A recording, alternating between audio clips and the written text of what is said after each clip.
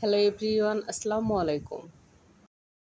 আজকে আমি মুরগির মাংস রান্না করব। মুরগির মাংস রান্না করার জন্য আমি প্যানের মধ্যে সয়াবিন তেল দিয়ে দিয়েছি। এই তেলের মধ্যে আমি পেঁয়াজ দিয়ে আগে বেরেস্তা ভেজে নামিয়ে নিব। পেঁয়াজের বেরেস্তা আমার হয়ে গেছে, এখন আমি উঠিয়ে নেব।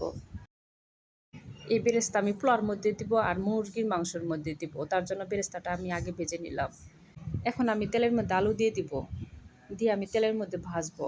আর সামান্য একটু লবণ দিব, আর দিয়ে দেবো সামান্য একটু হলুদের গুঁড়া। দিয়ে তারপরে আমি এই আলু ভালো করে ভেজে নেব। এই আলু একদম বাছতে বাছতে সেদ্ধ করে ফেলতে হবে, এরকম করে বাছতে হবে না। আমি ঠিক 2-3 মিনিটের মতো এই আলু ভেজে নেব। দেখেন আমার আলু ভাজা হয়ে গেছে, এখন আমি উঠিয়ে নেব। আলু ভেজে নিলে কি দেখা গেছে আলুটা খেতে বেশি ভালো লাগে, আর কাঁচা আলুর কোনো গন্ধ থাকে না। আলু ভেজে আমার উঠিয়ে নেওয়া হয়ে গেছে। এখন সেই তেলের মধ্যে আমি এখন দিয়ে দিব মুরগির মাংস। এই মুরগির মাংসের মধ্যে আমি হলুদের গুঁড়া আর মরিচের গুঁড়া আর লবণ দিয়ে মেখে রেখেছিলাম 5 মিনিট। তারপরে এই তেলের মধ্যে এখন আমি দিয়ে দিয়েছি, ভালো করে ভেজে নেব। এই মুরগির মাংস আমি 4-5 মিনিটের মতো ভেজে নিয়েছি, ভাজা হয়ে গেছে, এখন আমি উঠিয়ে নেব। যে কোনো মুরগির মাংস ভেজে রান্না করবেন, তাহলে দেখবেন মুরগির মাংসের স্বাদটা অনেক বেশি হবে।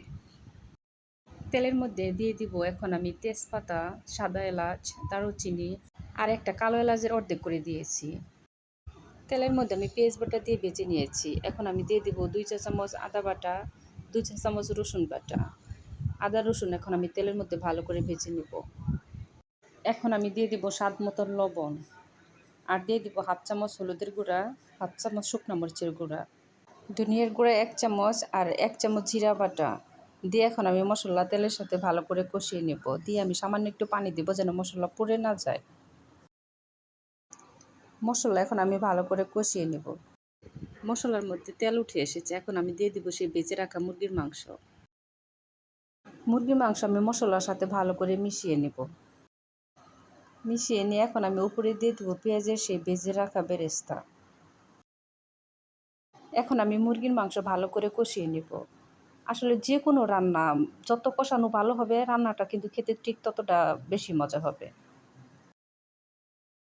এখন আমি চুলার জাল কমিয়ে দিয়ে ঢাকনাদার ডেকে কিছু সময় মাংস আরও কষিয়ে নেব।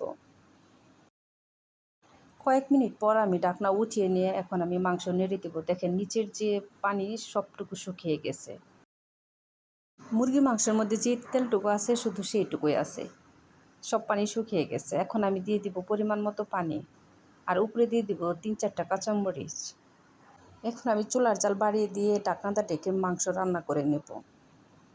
মুরগির মাংসের উপরে এখন আমি দিয়ে দিব 1 চা চামচ ভাজা জিরা গুঁড়া আর 1/2 চামচ গরম মশলার গুঁড়া দিয়ে দিব। পোলাও দিয়ে খাওয়ার জন্য, তার জন্য আমি একটু সুরা রাখলাম। আর নামিয়ে ফেলে দেখা গেছে আরও ঘন হয়ে যাবে। সবাই ভালো থাকবেন, আল্লাহ হাফিজ।